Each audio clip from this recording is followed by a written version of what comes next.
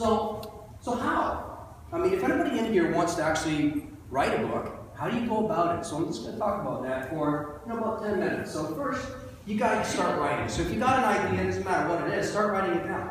Start typing. If you don't, it's not going to appear out of thin air. You got to get it down. It doesn't have to be perfect, does it, Noel? She's my editor. Right? I guess my grammar spelling isn't the best. No. Okay. So what I did is I actually downloaded an application, which actually on this app, Frank's son, who's one of our business partners, he says download the iBooks Author. So I downloaded that. It's very nice. It structures the entire book for you. It's perfect. So if you got a Mac, download that and away you go. Now the other cool thing about this is that when you get to the end of the book, there's another app that Apple allows you to download called iTunes Producer. And all you do is hit a book, hit a button, and it publishes it right to iTunes. Really cool. The same way that movie companies and that all publish their movies directly to iTunes. And then you have your own, you basically create an iTunes account, you can watch your sales on it, and all that cool stuff. It's very, very neat. So, Apple's got it down, that's for sure. I'm not saying that you have to write the book in that. You can also use Word to write it too, because it kind of makes it easier from a printing perspective to make it into a PDF document. Because if you're sending it to print, it has to be in PDF, right? Also, there's two ways that you can do it, right? You can either try to find a publisher, which is really difficult to pick you up, especially if you're a new author, or you can create your own publishing company, which is what I did a long time ago, right? And to be able to do that, you have to have an ISBN. So if anybody, has grabbed a book, this number that's on the back, that's an ISBN number, right? So that's how they track it. It goes to the Library of Congress, so on and so on, right? So you can buy a block, and you buy that from a site called Booker, right here.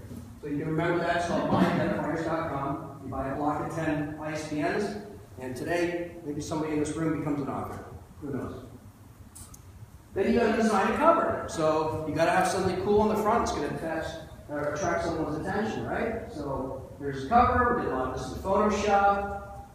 The actual device itself, I designed it in CAD because I was a CAD designer for a bunch of years, so I did it in 3D. So I'm going to try to get a buddy of mine to actually make a 3D printed model of it for us. So maybe we can start selling those, even though it won't work. Maybe someday. Yeah, you never know. But no, somebody wants to give you a lot of money to try and get the electronics working? Good, perfect. Do it.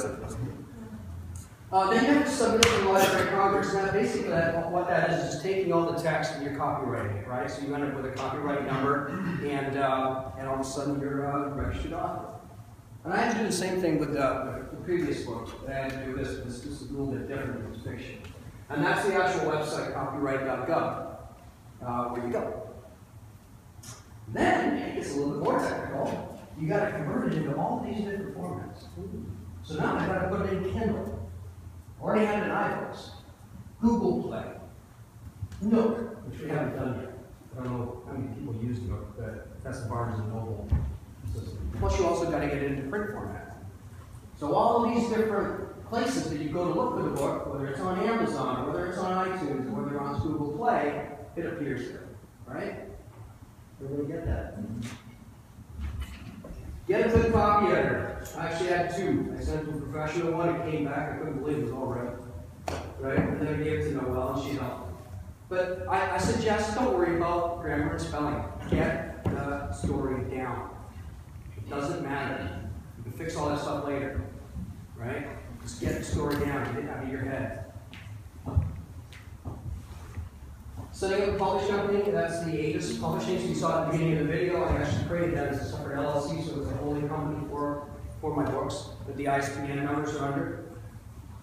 And then finally, I got a reasonably priced printer. And I got a place, actually there's two different places. The one that printed these that are Ohio, but I just found another one here in Michigan, so I would rather use the one in Michigan, but I want to make sure I can get that, similar price.